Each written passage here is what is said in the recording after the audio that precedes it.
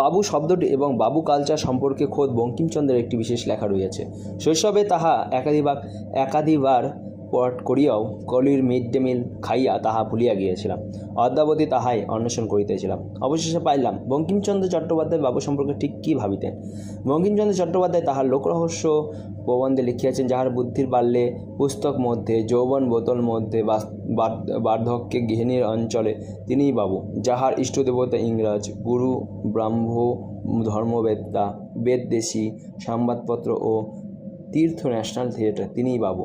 যিনি মিশনারির নিকট খ্রিস্টিয়ান, কেশবচন্দ্র নিকট ব্রাহ্ম, পিতার নিকট হিন্দু এবং ভিক্ষু ব্রাহ্মণের নিকট নাস্তিক তিনিই বাবু। যিনি নিজ গৃহে জল খান, বন্ধুগৃহে মদ খান, বেশ্যাগৃহে গালি খান এবং মুনিপ সাহেবের গৃহে গলাধাক্কা তিনিই বাবু। এখন কে বাবু নিয়ে ঠিক? সৌগতবাবু ঠিক নাকি বঙ্কিমচন্দ্র চট্টোপাধ্যায়? সেটা আধুনিক বাবুরাই ঠিক করুন, আমি দূত মাত্র অবাধ্য।